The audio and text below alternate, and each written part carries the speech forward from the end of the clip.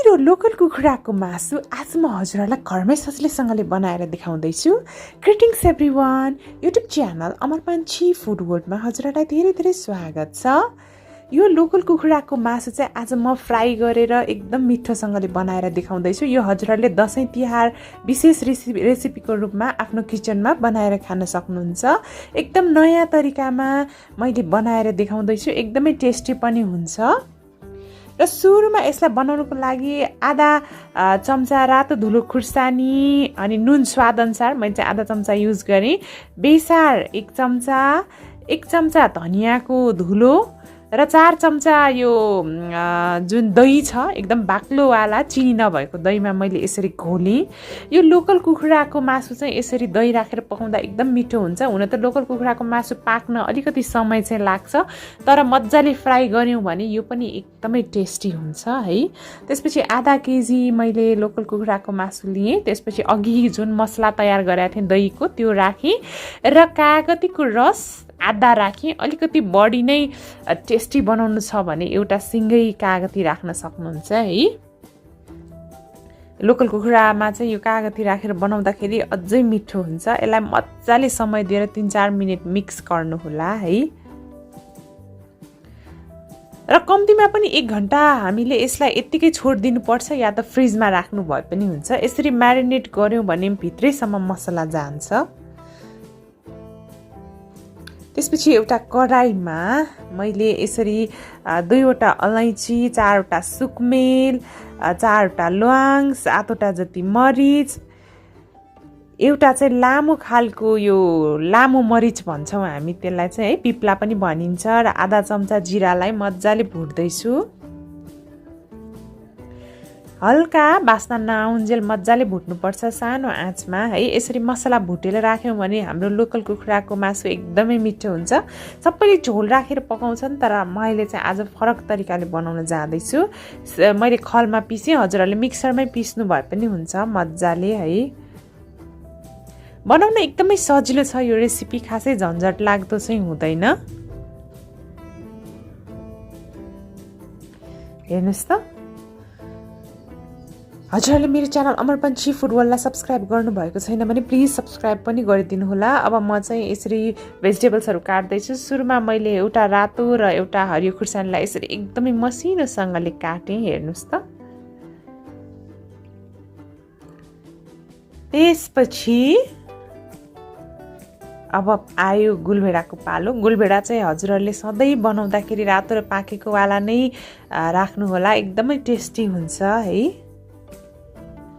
हुन त कसैले मासुमा गुलभेडा युज गर्नुहुन्न र किन युज गर्नुभएको भनेर पनि धेरै प्रश्न आउने गर्छ, तर मलाई चाहिँ एकदमै मिठो लाग्छ है गुलभेडा युज गर्दाखेरि चाहिँ। मासुमा राख्ने नराख्ने चाहिँ हजुरहरूको आफ्नो चोइस हो, म चाहिँ राखेरै बनाउँछु।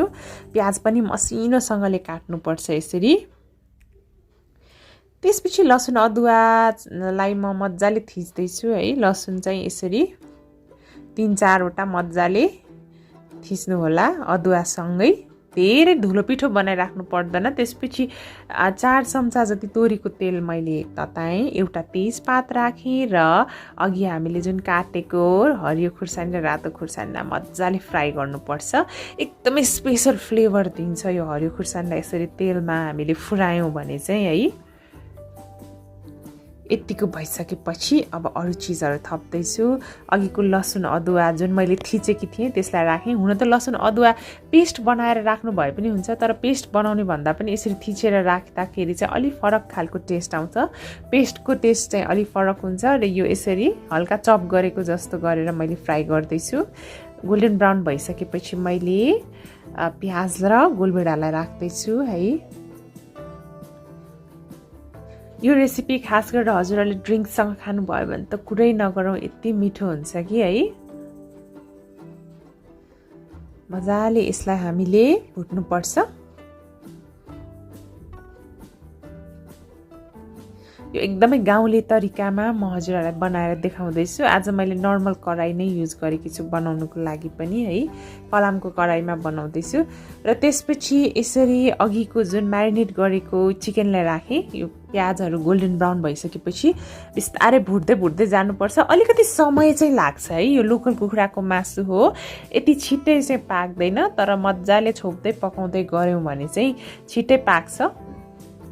मजाले मिक्स चाहिँ गर्नु होला है यसलाई। हेर्नुहोस् त, आगो चाहिँ सुरुमा हाई फ्लेममा राख्दैछु म है, त्यसपछि बिस्तारै आगोको फ्लेम चाहिँ कम गर्दै जाने हो। यसलाई छोप्दै गर्दै 5 मिनट मजाले हाई फ्लेममै पकाउनु होला। यो चाहिँ लोकल कुखुराको मासु भएकोले। र थोरै धनियाको पत्ता राखेर फेरि भुट्न जाँदैछु। अर्को 5 मिनट चाहिँ अब म मिडियम फ्लेममा भुट्दै पकाउँदै गर्छु।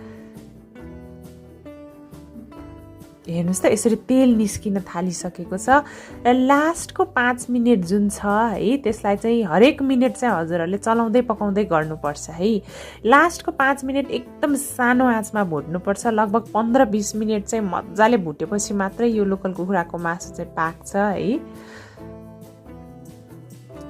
र लास्टमा ग्यास अफ गर्नुहोला र धनियाको पत्ताहरू राख्नुहोला। हेर्नुहोस् त, कस्तो मजाको खाउँ लाग्दो चिकन करी तयार भइसकेको छ। आजको रेसिपी हजुरहरूलाई कस्तो लाग्यो?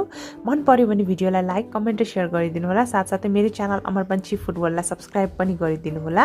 म चाहिँ टेस्ट गर्दैछु है त, मेरो मुखबाट चाहिँ पानी आइसक्यो। हेर्नुहोस् त, एकदम मजाले पाकिसकेको छ। Thank you so much for watching. Have a nice day. एकदमै मिठोसँगले तयार भयो। Bye bye, happy cooking.